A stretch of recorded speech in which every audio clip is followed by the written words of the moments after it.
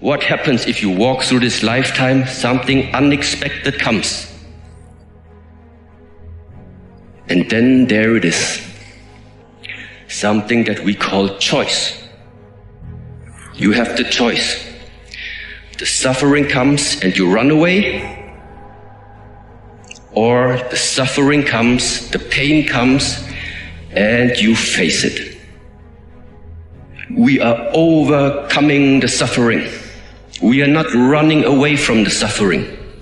You are overcoming it.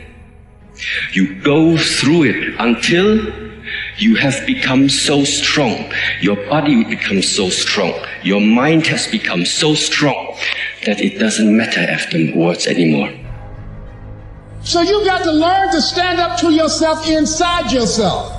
And short circuit, override that conversation that's always going on. 85% of what that conversation will tell you is negative.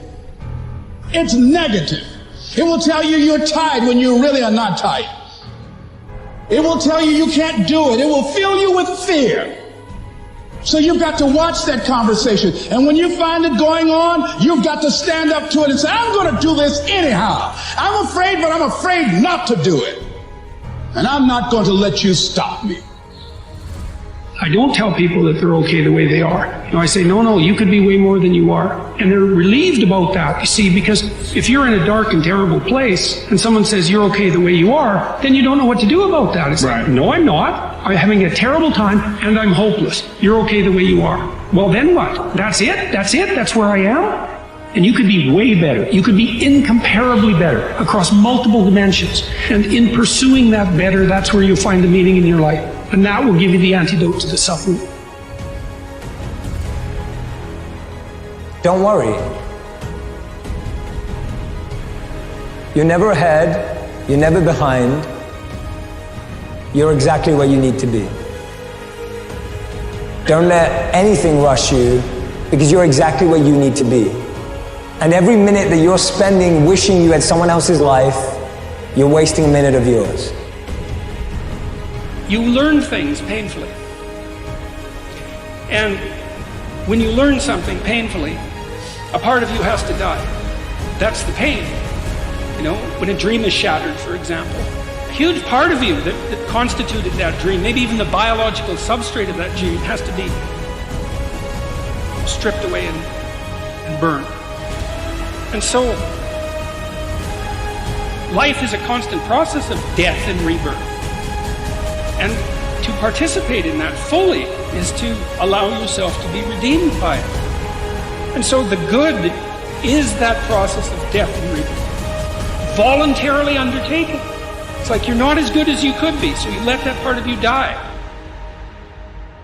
What happened for me is I realized as my life was circling the drain, this was not the situation that I wanted. I didn't want my life to end in divorce. I didn't want to be in financial ruin. I didn't want to be depressed. I didn't want to be anxious. And here's the truly screwed up thing. I knew what to do to fix it. See, this is the trap that most of us are in. But progress towards a worthy goal, a worthy vision in your life, is the pathway to success. So why don't most people make it? Why don't most people? They go their whole life, they never really live, they react. Because they live in the physical world. They don't control their thoughts. I want you to remember this. Thoughts are the currency with which you purchase your dreams. Thoughts are the currency with which you purchase your dreams and your vision. If you can begin to change the way you think, literally you can begin to change your life. But most people only operate in the physical world. Discipline equals freedom in all aspects of your life. From a fitness perspective, you gotta have the discipline to get up early in the morning, you gotta have the discipline to work out, the discipline to eat the right foods. And if you have those kind of disciplines, they're not easy. But if you make the right choice over time, it's gonna give you freedom.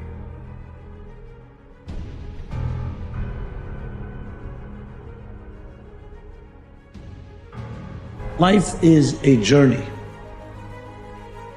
Never think that any frame of your life is independent from other frames. Because that's where we can really overwhelm us. So when you're in a certain situation, you suddenly feel, well, this is it. This is now a real setback.